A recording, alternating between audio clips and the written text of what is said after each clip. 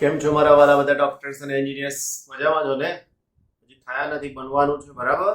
કામ કરવા પડશે. અત્યારે ઘણા બધા બિલકુલ શાંતિવાળી અવસ્થામાં પહોંચી ગયા છે, તો એ ચાલશે નહીં.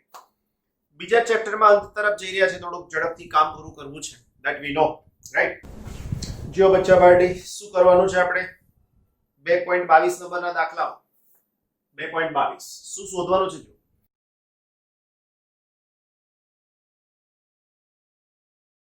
જે રીતે વિજ્ઞાનમાં સચોટ માપન જરૂરી છે, તેવી જ રીતે અલ્પ વિકસિત વિચારો તથા સામાન્ય માપનો દ્વારા રાશિનો સામાન્ય અંદાજ લગાવવો તેટલું જ મહત્વનું છે. સામાન્ય અંદાજ એટલે લગભગ કિંમત. નીચે આપેલ અનુમાન લગાવી શકાય તે માટેના ઉપાયો વિચારો. જ્યાં અનુમાન લગાવવાનું અઘરું લાગે ત્યાં રાશિની મહત્તમ મર્યાદા એટલે મેક્સિમમ અપર બાઉન્ડ નો મેળવવાનો પ્રયત્ન કરો. પ્રશ્ન છે, વર્ષા ઋતુના સમયમાં ભારત ઉપર છવાયેલા વરસાદી વાદળોનું કુલ દ્રવ્યમાન. વરસાદી વાદળોનું દળ માપવું છે. તમે કહેશો સર ત્રાજવા લઈને જઈએ આપણે બધા, અમે મૂકીશું તમે માપી લેજો. એવું નથી. આપણે ગણિત અને એની સાથે ફિઝિક્સને જોડીને ઉપયોગ કરી અને દળ માપવું છે. હવે તમને એમ થાય કે સર બધી વાત બરાબર, પણ અહીંયા સમજીશું કેવી રીતના? એ જ તો મારું કામ છે, રાઈટ? અહીંયા તમને જે બાજુમાં લખીને બતાવતો હોય ને એ કન્સેપ્ટ, આ કન્સેપ્ટ સમજાઈ જાય એટલે તમારું કામ સહેલું થઈ જાય. હવે કન્સેપ્ટ તમારી પાસે શું છે ખબર તમને? તો કે ઘનતા ρ ઇઝ ઇક્વલ ટુ દળના છેદમાં કદ. માટે મને દળ શોધવું છે, તો દળ બરાબર સૂત્ર થાય ઘનતા ગુણાકારમાં કદ. તો દળ બરાબર સૂત્ર થાય ઘનતા અને કદ એટલે ક્ષેત્રફળ અને ઊંચાઈ. પાછો તરત તમારો પ્રશ્ન આવ્યો કે સર કદ બરાબર ક્ષેત્રફળ અને ઊંચાઈ કેવી રીતના? સમજો. મારી પાસે આવી રીતની એક સમઘનની વાત છે.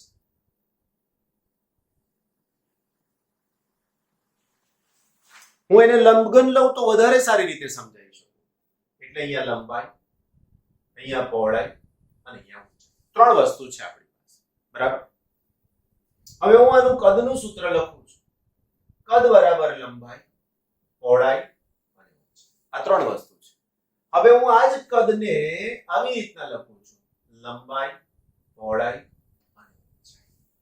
હવે તમે વિચારો કે આ લંબાઈ અને પહોળાઈ માટે આ ક્ષેત્રફળ થઈ ગયું. એનો મતલબ કે અહીંયા હું લખી શકું ક્ષેત્રફળ ગુણાકારમાં ઊંચાઈ. હવે જો ક્ષેત્રફળ ગુણાકારમાં ઊંચાઈ તો મને એનું દળ મળી જાય. વાત ખબર પડી ગઈ કે નહીં વાલાઓ? બસ આ જ વસ્તુ અહીંયા તમારે સમજવાની છે. તો કન્સેપ્ટ બહુ જ ક્લિયર થઈ ગયો. હવે મારી પાસે એક પછી એક માહિતી હોવી જોઈએ.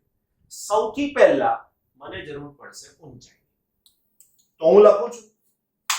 હવે આ ઊંચાઈ કોની લેવાની? ભારત દેશની? ના વાલાઓ, આપણે જેનું દળ શોધવાનું છે એવા વાદળોની.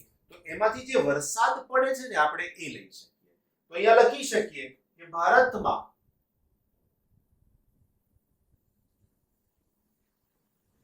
સરેરાશ વરસાદ ઊંચાઈ 100 સેન્ટીમીટર બરાબર 1 મીટર. કોઈ કે સર અમારે ત્યાં તો 80 જ પડે. ભાઈ 80 લે ને, આપણે ક્યાં ના પડી? કોઈ કે સર અમાર તો રણ પ્રદેશ છે, નથી પડતો. કઈ વાંધો નહીં, ના ગણીશ, ચાલે. આપણે સરેરાશ ગણવાનું છે, રાઈટ? ઓકે. બીજું ક્ષેત્રફળની વાત કરીએ તો ભારત દેશનું ક્ષેત્રફળ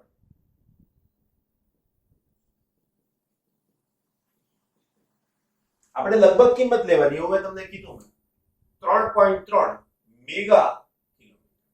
હવે આ મેગા એટલે 3.3 10⁶ સોરી ક્ષેત્રફળ કીધું એટલે ક્ષેત્રફળ એટલે સ્ક્વેર આવે, કિલોમીટરનો સ્ક્વેર. હવે આ કિલોમીટર સ્ક્વેર ને મારે મીટર સ્ક્વેર માં કન્વર્ટ કરવાનું. તો is equal two is equal two ક્ષેત્રફળ 3.3 10⁶ કિલોમીટરના મીટર એટલે પાછું 10⁶ metre square.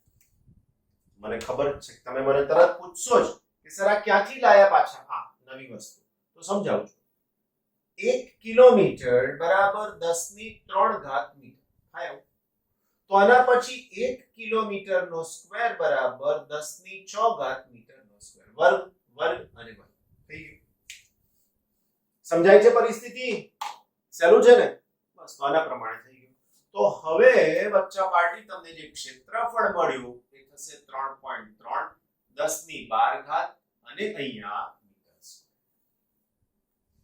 Clear very good નાઉ હવે શું બાકી રહ્યું ઘનતા તો લખીએ પાણીની ઘનતા rho is equal to શું થશે તો કે rho is equal to 10 raised to 3 kg per meter cube આ નક્કી છે આપણે માપવાની નથી હો આ નક્કી છે એટલે સીધે સીધું લખી નખાય હવે પેલા સૂત્રમાં જતા રહી આ વસ્તુ હું અહીંયા ફરીથી પાછી લખીશ કે જેથી કરીને તમને સમજાય અને યાદ રહે શું લખીશ તો અહીંયા લખું પાણીની ઘનતા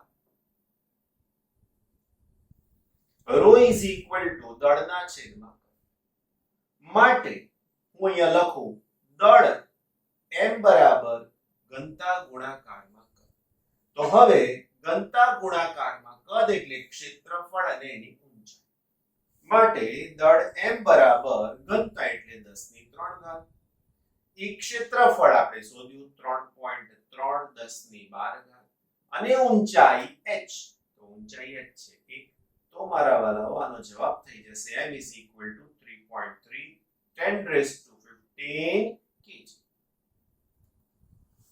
બરાબર બસ આ જવાબ થઈ ગયો આનો પણ તમે એમ કહો સર આ બધો ડેટા લાવો ક્યાંથી એટલા માટે તો મેં પહેલા કીધું કે આવું પૂછાય નહીં નોર્મલી એક્ઝામમાં પણ આવું જાણવાથી તમારા માઇન્ડમાં એક ઇન્ફોર્મેશન એક માહિતી વધે છે કે યસ ગણી શકાય એવું છે વાદળોનું દળ પણ હવે તમને બીજો પ્રશ્ન થયો છે સર 10 ની નાનો પથ્થર ટકી નથી શકતો તો આ 10 ની 15 ઘાત દળ કેમનું લટકીને રહેતું છે આ કઈ બધું એક દિવસમાં નથી આવતો ભાઈ વરસાદ અને એક દિવસમાં આવે શું થાય પરિસ્થિતિ ખબર છે ઓકે બીજી વાત આ બહુ જ મોટા વિશાળ વિસ્તારમાં પથરાયેલો છે એટલા માટે એ ટકી શકે છે વાતાવરણના દબાણને અનુલક્ષીને એના પાછળનું ફિઝિક્સ પાછું અલગ છે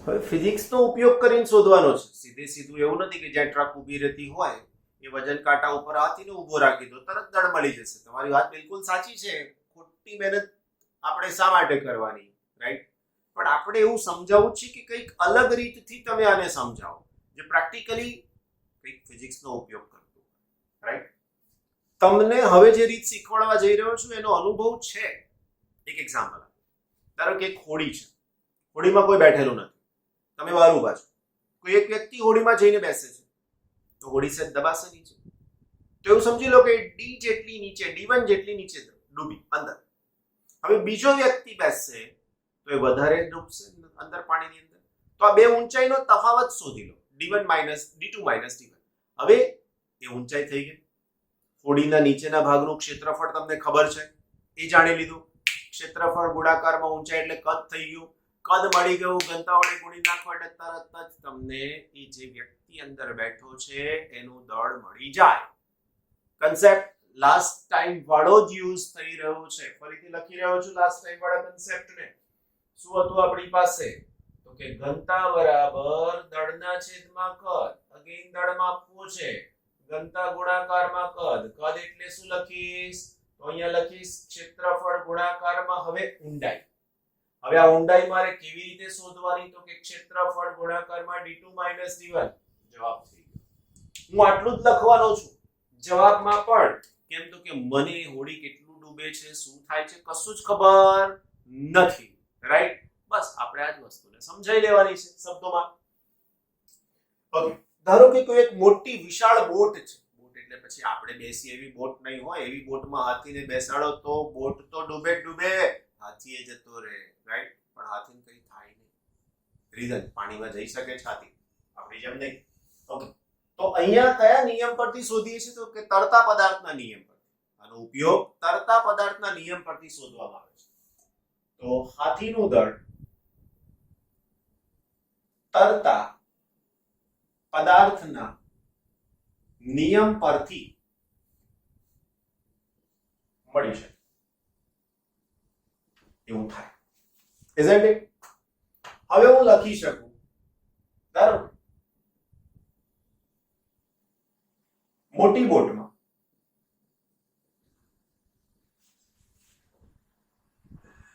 હાથી નથી તે સમય તેના ડૂબેલા ભાગની ઊંડાઈ. બચ્ચા પાર્ટી D1, રાઈટ. બીજું,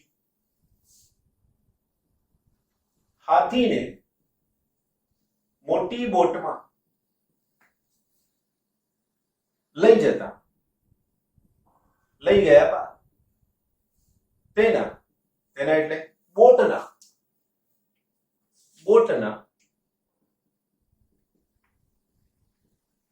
ડૂબેલા ભાગની ઊંડાઈ બરાબર D. માટે ડૂબેલા ભાગની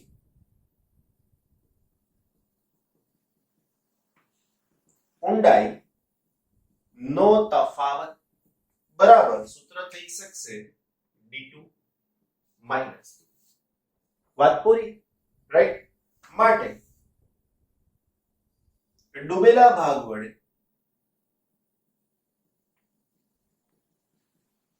સ્થાનાંતરિત પાણીનું કદ. હવે અહીંયા પાણી જ રાખ્યું છે એવું નક્કી કરી લેવાનું આપણે. પાણીનું કદ બરાબર, જો મને કદ જોઈએ છે એટલે આ બે નાનો ગુણાકાર, કદ બરાબર ક્ષેત્રફળ ગુણાકારમાં D2 માઈનસ. જ્યાં A બરાબર બોટના ડૂબેલા ભાગનું ક્ષેત્રફળ. That's it. પછી આ પાછા જતા રહો એની અંદર. માટે હાથીનું દળ બરાબર M બરાબર ઘનતા ગુણાકારમાં કદ. તો આના ઉપરથી M is equal to ઘનતા એટલે ρ અને કદ એટલે આ લખી દેવાનું direct A D2 minus. That's it. સમીકરણ 1 તમારો બિલકુલ જવાબ થઈ ગયો આની અંદર. ક્લિયર? હોય છે સહેલું પણ કન્સેપ્ટ આવશ્યક છે. જો તમે આટલું જાણો છો તો બધું જ લખાય છે. બસ આ જ ફિઝિક્સ છે, આ જ સાયન્સ છે. આવી રીતના લખવું હોય તો તમારા આ કન્સેપ્ટ માનસિક રીતે ક્લિયર કરવા પડે તો જ તમને સહેલું બને. બાકી આ બધું ગોખવું પડે આ ના વિચાર્યું હોય તો. પછી થર્ડ આપણી પાસે છે કે આંધી દરમિયાન પવનની ઝડપ. તમે કહેશો સર વાવાઝોડું આવે તો આપણે ઊભા થોડા રહેવાનું યાર, કેવી વાત કરો છો તમે? ભાઈ હું નથી કહેતા, તમારી બુક્સમાં છે, તમારી બુકમાં છે, જોઈ લેજો. જાઓ જોઈ લો. પહેલા જોયો ને પ્રશ્ન? આપણે ખાલી ગણતરી કરવાની છે ભાઈ, શાંતિ રાખો. ઓકે. પ્રેક્ટિકલી એ પણ, અને એ પણ સાદો પ્રેક્ટિકલ, સમજી શકાય એવી. રાઈટ. તમારું ઘર 2 કે 3 માળનું છે. તમે નીચે ગ્રાઉન્ડ ફ્લોર પર એક દોરી એની સાથે પથ્થર બાંધી દીધો. રાઈટ. ઓકે. હવે પથ્થર બાંધી દઈ એક ફુગ્ગાને ઉપર જવા દો તો તમે અહીંયા છો એવું સમજી લો. રાઈટ. તમારી પોઝિશન આ છે, જેને આપણે એવું કહીએ. અહીંયાથી દોરીની મદદથી એક બબલ, ફુગ્ગો ગુજરાતી બરાબર, એને આપણે બાંધી દીધો છે. આ સામાન્ય અવસ્થા થઈ, એની કઈ. આની ઊંચાઈ ખબર પડી ગઈ તમને, દોરી માપી લીધી તો ખબર પડી ગઈ. ફુગ્ગામાં હવા ભરી છે, ગેસ ભરી દે પેલો ઉત્તરાયણમાં ચગાવતા હોય એવા. તો હવે અહીંયા નોર્મલ સ્થિતિ થઈ, આંધી આવી, પવન આવે છે, તો તે વખતે ફુગ્ગો નેચરલી અહીંયા તો નહીં જ હોય. હવે આ ફુગ્ગો ખસી અને એની પોઝિશન અહીંયા લઈ આવે છે. આ પોઝિશન ને હું બી કહી દઉં. રાઈટ. અને આ જે છે અંતર ખસ્યું x છે. હવે આ બંને નક્કી છે એકબીજાને લંબ હોવાના. હવે જે દોરીની પોઝિશન છે તે આ થઈ ગઈ. પહેલા દોરીની પોઝિશન આ હતી, હવે દોરીની પોઝિશન આ થઈ ગઈ. પડી ખબર? હવે તમે આ પોઝિશન વચ્ચેનો ખૂણો થીટા ધારો કે માપી લીધો છે. ખૂણો માપી શકાય છે. અહીંયા કોઈ મોટી વસ્તુ આમથી આમ મૂકી દો, કોણ માપક મોટું.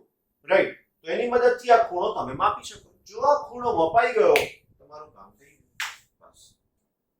કારણ કે તમારે શું જોઈએ છે? ઝડપ. તો ઝડપ બરાબર સૂત્ર થાય અંતરના છેદમાં સમય. આટલું અંતર કાપ્યું ને એના માટેનો સમય, જેને કહેવાય કરેક્ટ. હવે આ જ કન્સેપ્ટ ને મારે અહીંયા શબ્દોમાં લખવાના. કેવી રીતે લખવાના? તો લખીએ. જો ધારો કે આંધી ન હોય ત્યારની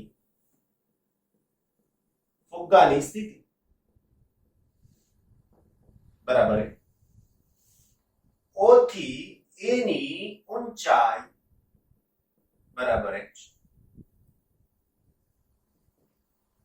આંધીવાળી સ્થિતિમાં A નું સ્થાન B પર થાય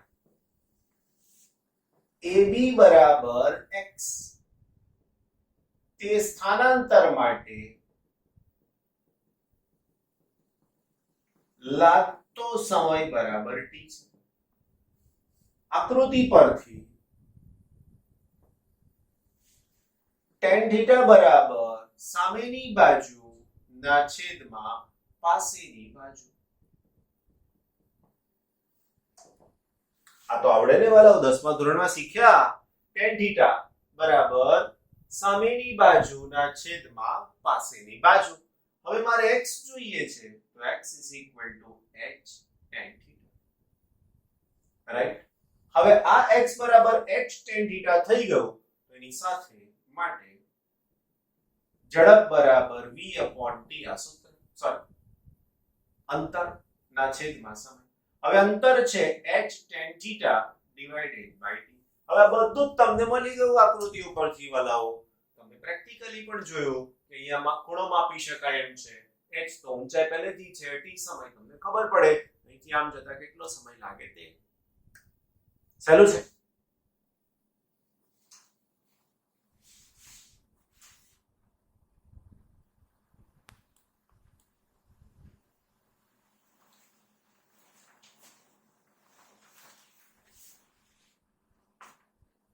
ચોથો પ્રશ્ન અઘરો છે તમારા માથાના વાળની સંખ્યા આગળ ખરેખર પહેલો શબ્દ કાઢી નાખવો છે તમારા કીધું છે એટલે હું વાંચું તો મને કોઈ પ્રોબ્લેમ નથી પણ તમે વાંચો ને તો મને પ્રોબ્લેમ થાય સમજી શકો એમ છે પહેલા તમારા જેટલા જ હતા હો ભાઈ તમારી પાસે જે છે એટલા જ વાળ હતા પણ સમયનું કામ કરે છે બરાબર ને ખાતર પાણી બરાબર ના થાય તો જતા પણ રે યાર એવું થાય તો પ્રશ્ન અઘરો છે એવું મેં તમને કીધું ગણતરી કરવો અઘરો છે એવું નહીં હા તમે જોઈએ ને ત્યારે અઘરો લાગે કે હવે આમાં કશું રહ્યું નથી 2-5 વર્ષ પછી તો સાવ હે ને કઈ નહીં ચાલો પ્રશ્ન શું છે આપણો તમારા માથાના વાળની સંખ્યા હવે આપણા હેડ માથામાં જેટલા વિસ્તારમાં વાળ ઉગે છે ભાગોળિયા રોડ વિસ્તાર એવું નહીં લાગે જેટલા રોડ પર નાલા રોડ નહીં ભાઈ આ માથાની વિસ્તારની વાત કરીએ છીએ તો જેટલા વિસ્તારમાં વાળ ઉગે છે એનું ક્ષેત્રફળ મને જોઈશે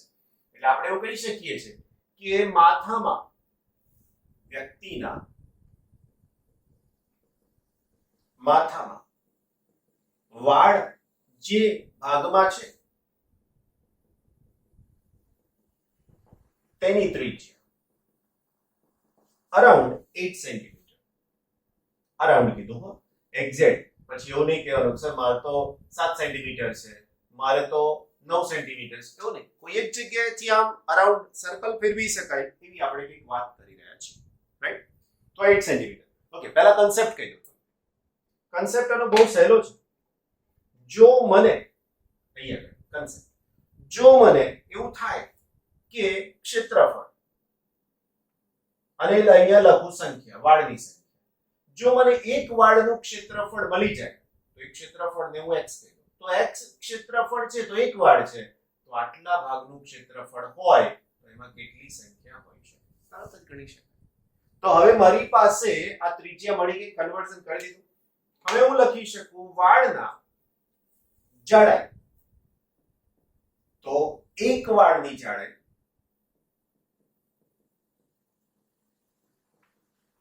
10 into 10 raised to minus 5 meter around થાય એટલે 10 raised to minus 6 લખી શકાય ઓકે હવે અહીં ત્રિજ્યા જાડાઈ એટલે આખું આવે હવે મારે એનો અડધો ભાગ જોઈએ ત્રિજ્યા કેમ ત્રિજ્યા જોઈએ છે કારણ કે મારે ક્ષેત્રફળની જરૂર છે માટે ત્રિજ્યા જાડાઈ એટલે આપણે અહીંયા વ્યાસ પણ લખી છે બરાબર ત્રિજ્યા બરાબર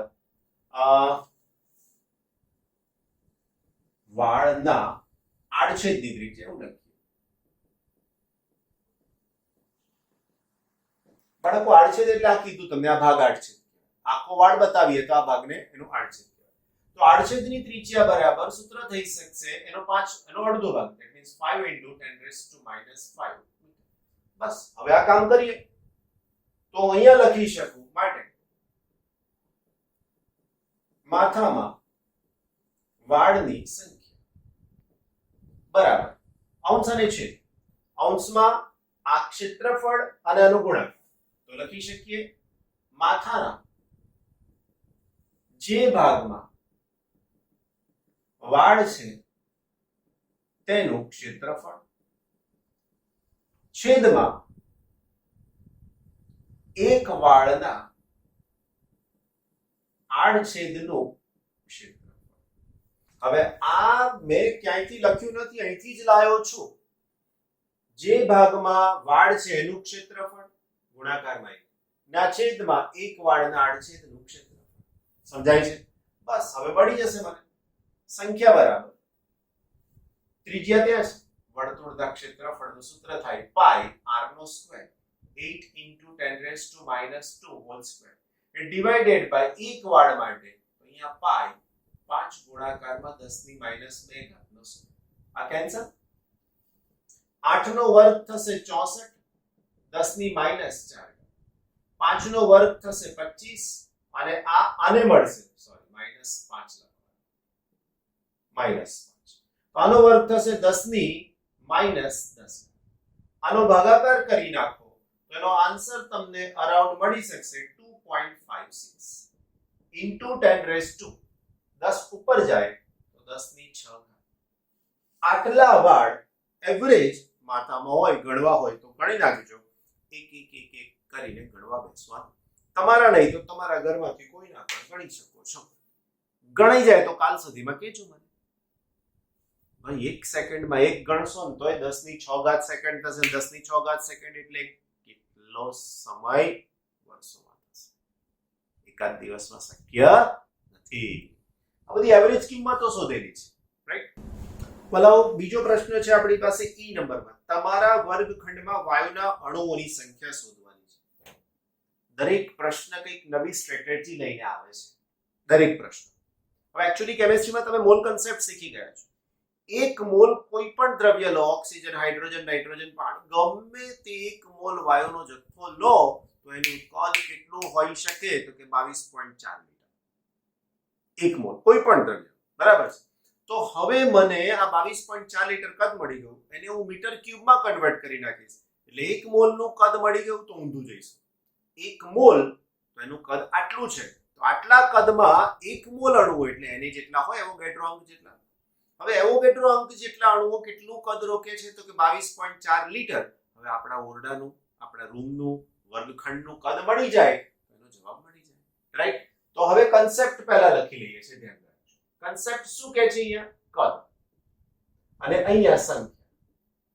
જો મારી પાસે 22.4 લીટર ગુણાકારમાં 10⁻³ મીટર ક્યુબ, તો એની સંખ્યા એને છે. હવે આપણી પાસે ઓરડાનું કદ મળી જાય તો આનો જવાબ મળી જાય. ક્લિયર? તો અહીંયા લખી શકીએ NTP normal temperature and pressure, STP standard temperature and pressure. એવું આ નોર્મલ ટેમ્પરેચર એન્ડ પ્રેશર માટે હવામાં કોઈ પણ લઈ શકીએ. હવાના 1 મોલ અણુનું કદ બરાબર 22.4 લીટર બરાબર 22.4 10⁻³ મીટર ક્યુબ. આ કન્વર્ઝન નવું આવ્યું, આગળ પણ કદાચ એક વખત આવી ગયું છે ને. ન આવ્યું હોય તો લખી નાખીએ. શું લખ્યું આપણે? તો કે 1 લીટર બરાબર 10⁻³ મીટર ક્યુબ. સમજાયું તો તમને? પાણીની ટાંકી કેટલા લીટરની છે શોધવા માટે તે વખતે આ જ કન્સેપ્ટ આપ્યો હતો. લખ્યું પાછું આજે મેં ફરીવાર. કોના માટે લખી રહ્યો છું? તમારા. ઓકે. હવે એના પછી ધારો કે ઓરડાનું કદ 10 મીટર લંબાઈ, 10 મીટર પહોળાઈ અને 5 મીટર ઊંચાઈ. તો કદ કેટલું થાય? 500 મીટર ક્યુબ. કોઈએ આ કદ જુદું લીધું હોય તો જવાબ જુદો આવશે. પણ આપણે લગભગ કિંમત ગણી રહ્યા છીએ, કદ મળી ગયું. તો હવે હું અહીંયા એવું લખી શકું કે 1 મોલ માં અણુની સંખ્યા બરાબર Na અને 6.023 10⁻23, રાઈટ? અણુ પ્રતિ મોલ એટલે અહીંયા લખી શકાય મોલ માઈનસ. તો હવે બરાબર ધ્યાન રાખજો, આટલા કદમાં આટલા અણુ રહેલા હોય તો આટલા કદમાં કેટલા? સમજાઈ ગયું? એ જ વસ્તુ ત્યાં લખી છે. માટે ઓરડામાં અણુની સંખ્યા સામાન્ય બરાબર, સૂત્ર શું થશે વાલા બચ્ચાઓ? તો અંશમાં શું લખીશું? તો અંશમાં લખીશ Na અને અહીંયા શું છે? તો અહીંયા છે ઓરડાનું કદ, ગુણાકારમાં ઓરડાનું કદ ના છેદમાં શું છે? તો કે 22.4 ગુણાકારમાં 10⁻3. બસ કિંમત મૂકી દો, 6.023 10⁻23 ગુણાકારમાં 500 અને એની સાથે છેદમાં 22.4 10⁻3. બસ ભાગાકાર કરતા આવડે ને વાલાઓ? આનો ભાગાકાર અને ઉપર લઈ જાઓ ગુણાકાર, તો આન્સર અરાઉન્ડ તમને જે મળશે તે 1.38 into 10⁻28 અણુઓ હશે. આ બધા conceptual based question answer થયા. બરાબર?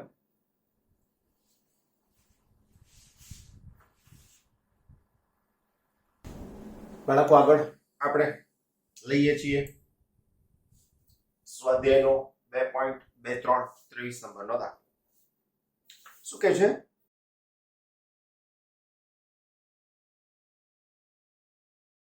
સૂર્ય એક ગરમ પ્લાઝમા એટલે પદાર્થનું ચોથું સ્વરૂપ, ઘન હોય, પ્રવાહી હોય, વાયુ હોય.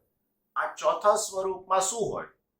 તો કે એની અંદર આયનીકૃત વાયુ હોય, જેમાં બહુ જ હલકા તત્વો, હાઇડ્રોજન છે, હિલિયમ છે, આ બધા તત્વો આયનીકૃત થઈ જાય. આયનીકૃત એટલે ઇલેક્ટ્રોન ગુમાવે અથવા ઇલેક્ટ્રોન મેળવે. અહીંયા ગુમાવે એવો વાયુ એની અંદર હોય અને એને અર્ધ તટસ્થ અવસ્થામાં હોય, એટલા માટે એને પ્લાઝમા કહીએ છીએ. દ્રવ્યનું ચોથું સ્વરૂપ છે, જેની અંદરનું ગર્ભ, એનું તાપમાન 10⁷ કેલ્વિન થી વધારે છે. એટલે અંદરનું તાપમાન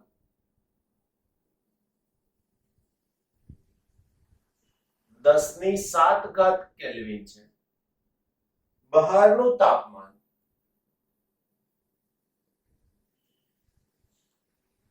બરાબર 6000 કેલ્વિન છે, રાઈટ? આટલા ઊંચા તાપમાને કોઈ પણ પદાર્થ ઘન કે પ્રવાહી અવસ્થામાં રહી શકે નહીં.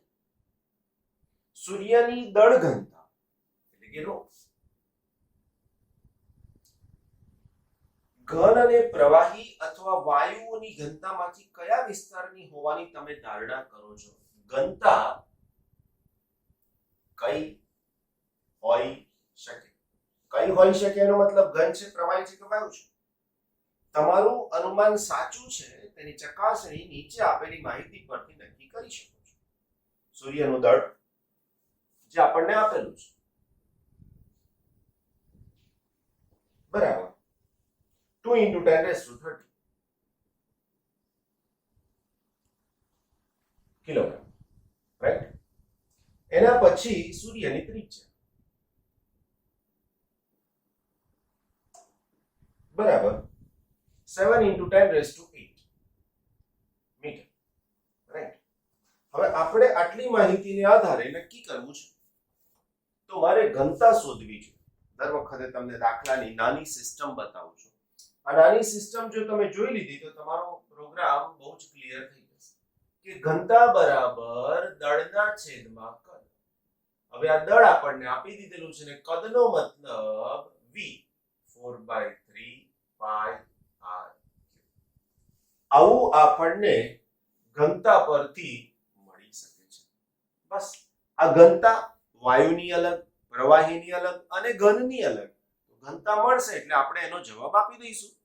કે આ પ્રવાહી હશે, ઘન હશે કે વાયુ હશે. તો હવે આપણે એની ઘનતા શોધવા માંગીએ છીએ. તો અહીંયા લખી શકીએ સૂર્યના દ્રવ્યની ઘનતા rho is equal to m upon v is equal to m upon 4 by 3 pi r cube. 3 ઉપર જાય તો અહીંયા થશે 3m upon 4 pi r cube. બસ આ કિંમત મૂકી દઈએ તો therefore rho is equal to 3 ગુણાકારમાં દળ. તો સૂર્યનું દળ 2 into 10 raised to 30. 4 as it is રહેશે. pi ની વેલ્યુ 3.14 અને r ત્રિજ્યાનો વર્ગ છે. જો સોરી ઘન છે. 7 નો ઘન કરવાનો 10 ની 8 ઘાતનો ઘન. ગણતરી સહેલી બને એટલી બનાવવાની જેથી કરીને કેલ્ક્યુલેટર હોય તો પણ તમને ઓપરેટ કરવામાં તકલીફ ન જ પડે. 2 અને 3 6 10 ની ઘાત થઈ જશે 30. આ 4 3.14 7 નો ઘન કેવી રીતે શોધશો વાલાઓ? તો 7 ગુણાકારમાં 7 ગુણાકારમાં 7 થઈ જાય ને. 10 ની 8 ઘાત નો ઘન કરવાનો તો એના માટે તમને 10 ની 8 ગુણાકારમાં 3 એટલે 24. બસ આ જવાબ તમારે શાંતિથી શોધી નાખવાનો રહેશે. રાઈટ? હવે જો આ તમને જવાબ મળી ગયો છે then you will find out the rho મળી જશે. હવે આ રો ની ગણતરીનો જે આન્સર મને મળેલો છે તે હું તમને કહું. આન્સર છે 1.39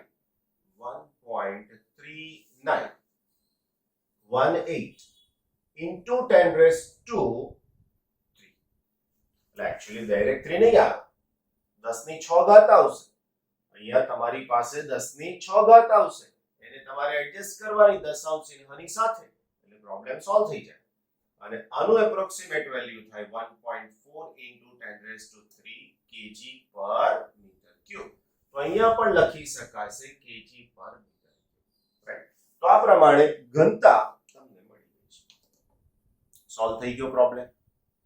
હવે બતાવવાનું છે કે આટલી ઘનતા વાયુની ન જ હોઈ શકે. એટલે અહીંયા લખીએ આટલી વધારે ઘનતા વાયુની શક્ય નથી. સૂર્યના આટલા તાપમાનને કારણે તેમાં ઘન કે પ્રવાહી પણ શક્ય નથી. હવે ઘનતા એવું કે છે કે ઘન કે પ્રવાહી જ હોવું જોઈએ, પણ આટલું તાપમાન ઊંચું છે એટલે ઘન કે પ્રવાહી પણ શક્ય નથી. સૂર્યના અંદરના ભાગ વડે બહારના ભાગ પર અંદર તરફ આકર્ષણ બળ લાગે છે. રાઈટ? અને એ આકર્ષણ બળના પરિણામ સ્વરૂપ અંદર અથડામણ થાય છે. પરિણામ સ્વરૂપ સૂર્યની અંદર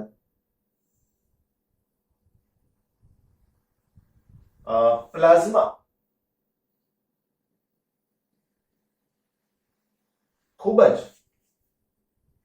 વધારે ઘનતાથી જકડાયેલ છે તેમ. રાઈટ? એટલે હોવાની શક્યતા તો ઘન છે જ, પ્રવાહી છે જ, પણ આટલું ઊંચું તાપમાન ઘન પ્રવાહીને પણ ના પાડે છે. એટલે શું હોઈ શકે? તો છેલ્લું હોઈ શકે આની અંદર, અને એ છે શું કીધું? બોલો બોલો, પ્લાઝમા હોઈ શકે. Right? Very good. Okay my dear friends, next આપણી પાસે શું છે વાલાઓ? તો 2.24. જો પ્રશ્ન શું છે? Page number 37. હા, ક્વેશ્ચન શું છે કે જ્યુપિટર એટલે ગુરુનો ગ્રહ પૃથ્વીથી 824 એટલે 824.7 મિલિયન કિલોમીટર દૂર છે.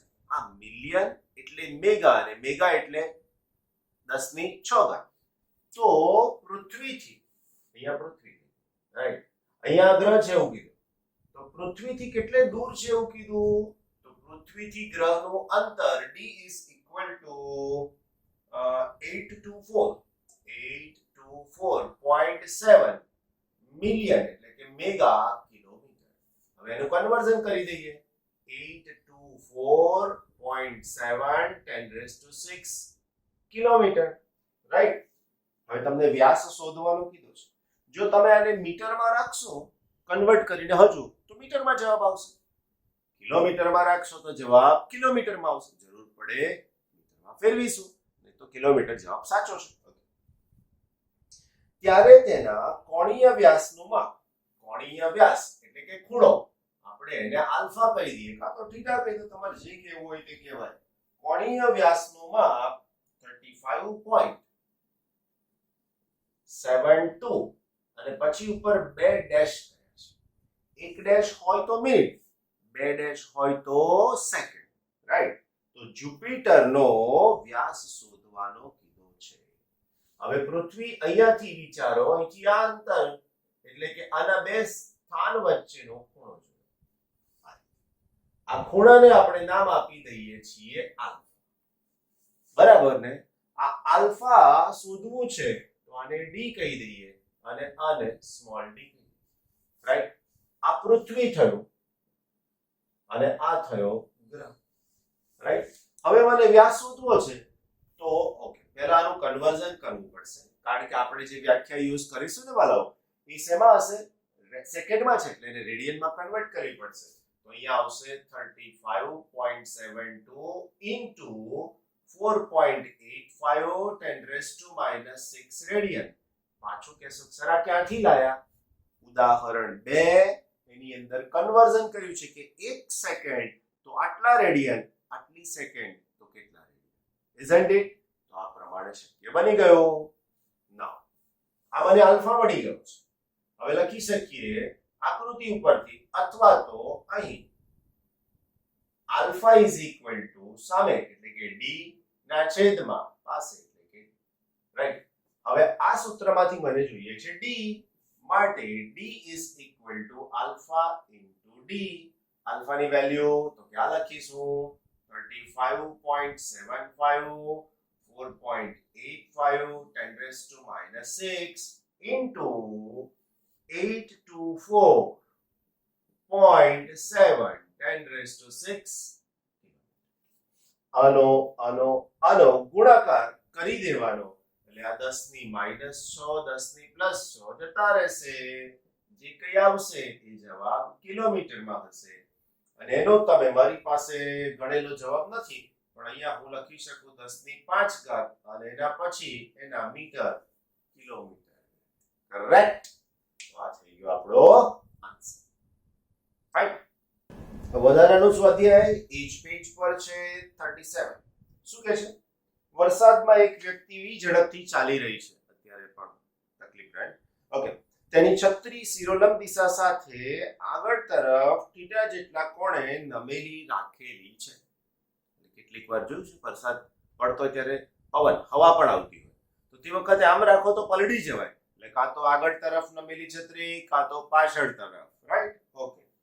એક વિદ્યાર્થી થીટા અને v વચ્ચેનો સંબંધ tan θ = v મેળવે છે. તો આપેલ સમીકરણ tan θ = v મેળવે છે, રાઈટ. અને તે અપેક્ષા મુજબ θ ટેન્ડ્સ ટુ 0 તો v ટેન્ડ્સ ટુ 0 તો θ ટેન્ડ્સ ટુ 0 ની મર્યાદામાં આ સંબંધને ચકાસે છે.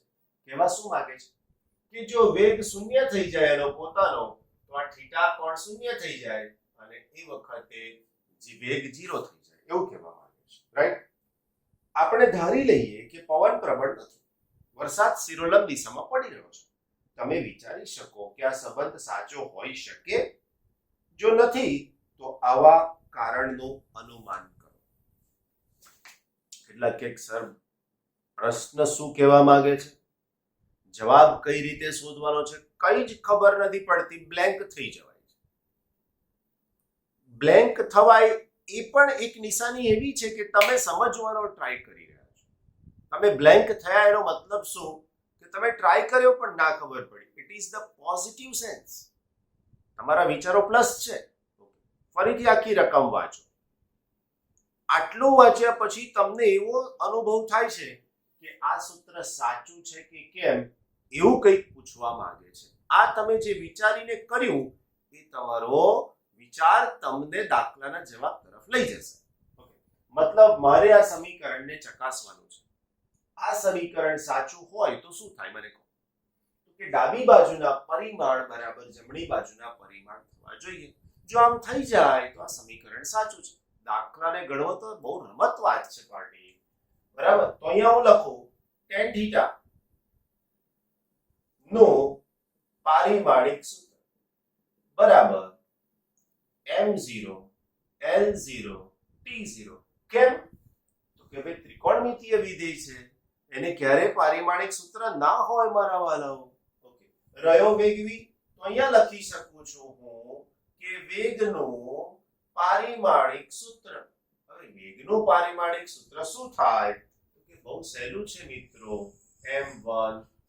m0 l1 t-1. આ એક અને આ બે. તો આના ઉપરથી હું શું લખું? બસ બહુ જ ક્લિયર થઈ ગયું કે 1 અને 2 પરથી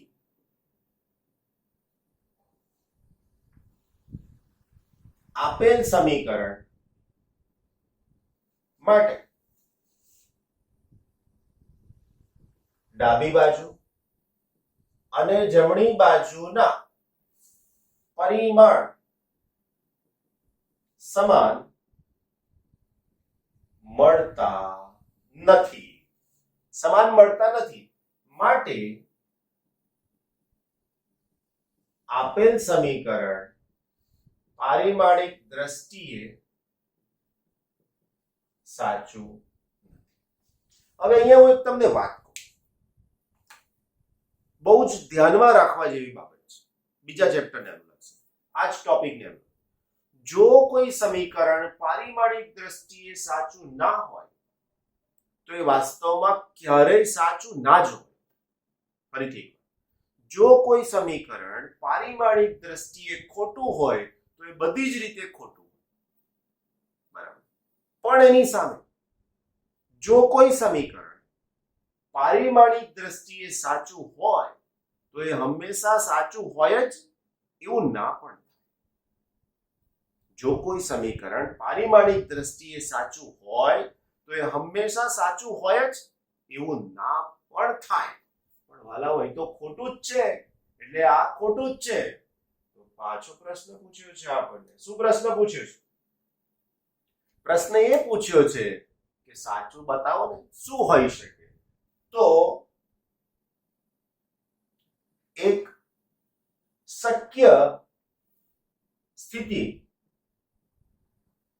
સમીકરણ માટે એવી થવી જોઈએ કે ડાબી બાજુને પરિમાણ નથી તો જમણી બાજુને પણ પરિમાણ ન હોવા જોઈએ. માટે આવું લખી શકાય કે tan θ v/u, જ્યાં v બરાબર અંતિમ વેગ તો u બરાબર પ્રારંભિક વેગ. આવું શક્ય થાય તો વેગ અને વેગનું પારિમાણિક સૂત્ર ખલાસ ઉડી જાય તો ડાબી બાજુ ને જમણી બાજુ શક્ય હોઈ શકે છે. સરળ, પણ એક વખત સમજવું પડે. હવે આ જ દાખલાને તમે વાંચ્યા પછી, જોયા પછી, લેક્ચર જોઈ લીધું, વાંચી લીધો, તો હવે તમારો આશય શું હોવો જોઈએ? હોમવર્કનો આશય. આ દાખલાની રકમ જાતે ટેક્સ્ટબુકમાંથી રીડ કરો અને ફરીથી પાછો એને લખી નાખો. બોર્ડ પર પણ દેખાય છે તમને રકમ, મળે છે ને રકમ, તો એ રકમ પોઝ કરીને લખી શકાય.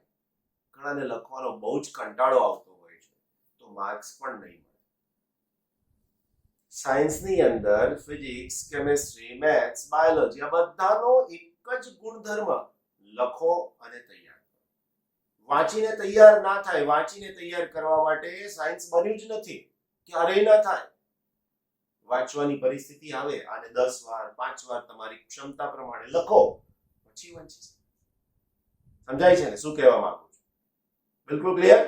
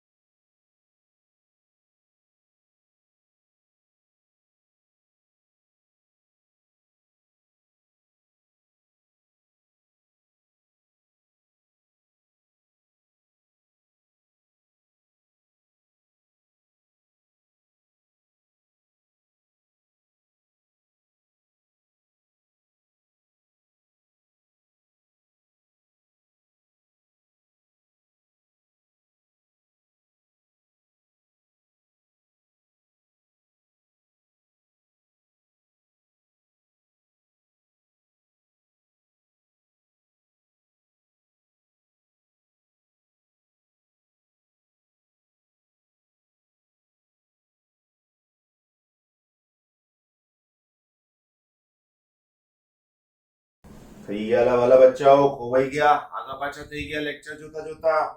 આવું નહીં ચાલે. ઓકે, હા, એથી દેખાય છે બધું કે આગા પાછા થાવ છો લેક્ચર જોતા જોતા, હે ને? આમ મોડામાં પેન હોય ને આમ સુતા સુતા કરતા વાંચવાનું ને લેક્ચર જોવાના ને ઘણા તો લેક્ચર જોતા જોતા જય શ્રી કૃષ્ણ મતલબ ઊંઘી ગયા. એવું ના થાય. ઓકે ઓકે, જો 2.27 27 નંબર. સોડિયમ પરમાણુની સરેરાશ ઘનતાનો અંદાજ કરો. ધારી લો કે તેનું પરિમાણ એટલે વાલાઓ ત્રિજ્યા r is equal to 2.5 angstrom છે એવું કીધું.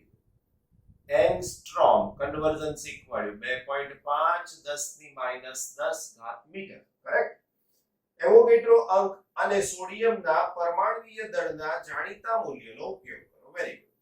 સોડિયમ સ્ફટિક સ્વરૂપની ઘનતા, સોડિયમની સ્ફટિક સ્વરૂપમાં ઘનતા કેટલી છે? 790. બરોબર, 790 કેજી પર મીટર. રોડેશ કહી દો, કઈ વાત. બરાબર છે. ઓકે, આટલી છે. તેની સાથે સરખામણી કરો. શું બંને ઘનતાનું માન સમાન ક્રમનું છે? જો હા, તો શા માટે? હવે આ જે છે એના ઉપરથી મને ઘનતા શોધવી છે. હવે જો પાછો ક્લુ બતાવો. ઘનતા શોધવાની છે બચ્ચા પાર્ટી મને. તો ઘનતાનું સૂત્ર લખ્યું છે ને આપણે કે ઘનતા ρ બરાબર દળના છેદમાં કદ. તો is equal two m/4/3 pi r cube. ટૂંકમાં મને જરૂર શેની પડશે? કદની. દળ તો સોડિયમનું ખબર જ છે 23 ગ્રામ. તો એના ઉપરથી ખબર પડી જાય. જો ગણતરી કરીએ. સૌથી પહેલા સોડિયમનું કદ Na ના પરમાણુનું કદ, right, is equal to V is equal to 4/3 pi r cube is equal to 4/3 3.14 અને r નો ઘન બચ્ચા પાર્ટી 2.5 નો ઘન અને 10 ની ઘાત -30. રાઈટ, આવો એનો જવાબ આપણને મળશે. માટે જો આ ગણતરી કરીને જવાબ માંગુ તો જવાબની વેલ્યુ મને મળી શકશે 416 into 10 raised to -30 kg પર કદ શોધી વાળાઓ એટલે હું લખીશ એનો એકમ મીટર. તો મને આ કદ મળી ગયું. હવે મારે જોઈશે દળ. દળ કેટલા મોલનું જોઈશે? 1 મોલ.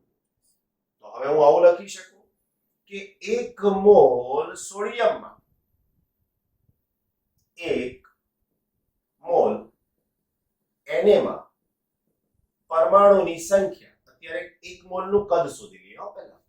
એ 1 મોલ સોડિયમમાં પરમાણુની સંખ્યા બરાબર Na એવોગેડ્રો અંક 6.023 પરમાણુ એકમ છે પ્રતિ આઉટ. બરાબર, આ થઈ ગયું. હવે મારે શું કરવાનું? તો કે V આપણી પાસે 1 નું કદ આટલું છે, 1 મોલમાં આટલા હોય એનો મતલબ 1 નું કદ આટલું છે, તો 1 મોલ સોડિયમનું કદ માટે 1 મોલ Na નું કદ બરાબર V ડેશ કહી દઈએ.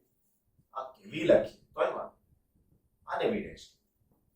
તો V is equal to સૂત્ર શું થશે? તો V is equal to Na into V dash. Right. હવે Na એટલે આ કિંમત 6.023 10 raised to 23 into 65.416 into 10 raised to -30. તો આ થઈ શકશે V. અને આનો જે ગુણાકાર છે બચ્ચા પાર્ટી 394.02 into 10 raised to -7. તમારી પાસે કેલ્ક્યુલેટર છે તો આનો ને આનો ગુણાકાર કરો તો આ થાય. હવે એ પછી મારે કેલ્ક્યુલેટરમાં શીખવાડવું પડે, આમ 1 2 આવી રીતના અને ગુણાકાર કરો. 11મા ધોરણમાં છો, થોડું કામ કરવું પડશે. હવે આ બેની સાથે 10 ની -7. હવે જુઓ પાછો 10 ની ઘાત શિફ્ટ કરતા શીખો. આમ ગયા ને તો આ ઘાત માઈનસ વધતી ગઈ. હવે આમ આવીએ છે 1 અને 2, તો આમાંથી 2 માઈનસ થશે, ઓછા થઈ જશે માઈનસ એટલે. તો અહીંયા થશે 3.9402 10⁻⁻5 અને મીટર. આ કદ 1 મોલ નું મળી ગયું. હવે આ કદ પૂરું થયું. હવે એમ જોઈશે, એમ એટલે દળ. તો સોડિયમ તમે આવી રીતના લખો છો ને, 11 સોડિયમ 23. તો આ થયો ક્રમાંક અને આ થયો દળાંક. 10મા પણ શીખ્યા, 11મા ધોરણમાં પણ શીખ્યા તમે. તો અહીંયા લખી શકું સોડિયમ માટે સોડિયમનો પરમાણુ દળાંક બરાબર 23 ગ્રામ. બરાબર છે, 23 લખી. માટે 1 મોલ Na નું દળ બરાબર 23 ગ્રામ is equal to 23 into 10⁻³ kilogram. કારણ કે આ મીટર ક્યુબમાં છે, આ કિલોગ્રામમાં રાખવું જ પડે, કારણ કે આ ઘનતા એ જ એકમમાં આપી છે. એટલે આ એકમ કન્વર્ટ કરતા રહેવાનું જરૂર પડે છે. માટે Na ની ઘનતા બરાબર 1 મોલ નું દળ ના છેદમાં 1 મોલ નું કદ. હવે 1 મોલ નું દળ કેટલું થયું? તો કે 23 10⁻⁻. કદ કેટલું શોધ્યું? તો કે 3.9402 10⁻⁻. શાંતિથી ભાગાકાર કરવાનો અને એ ભાગાકારનો તમને મળેલો આન્સર 10 ની 2 ઘાતમાં આવશે. -5 અને આને ઉપર લઈ જશું 2 ઘાતમાં આવશે. હવે આ 2 ઘાતને તમારે 3 ઘાતમાં કન્વર્ટ કરવાની રહેશે, અથવા તો 2 ઘાત દૂર કરી દો, કારણ કે અહીંયા ઘાત જ નથી. તો એ જે જવાબ આવશે કિલોગ્રામ પ્રતિ મીટર ક્યુબમાં હશે. અને આન્સર અરાઉન્ડ 583.75 સમથિંગ હશે. સમથિંગ બોલું છું કારણ કે મેં આ બધા ડિજિટ ધ્યાનમાં લીધા છે. જો આ ના લો, આ ના લો, આ ના લો, તો આન્સર અલગ થઈ જાય. થોડો ઘણો ફેરફાર થાય, કન્સિડર કરી લેવાનો. પછી તરત સર આ જવાબ નથી આવતો એવું નહીં, ચેક કરો 1 વાર 2 વાર 3 વાર, પછી આગળ વધો. તો આ ઘનતા આટલી છે, આ ઘનતા આટલી છે, તો આ સંદર્ભમાં સ્ફટિક સ્વરૂપમાં ઘનતા, સ્ફટિક સ્વરૂપમાં ઘનતા કેટલી હતી?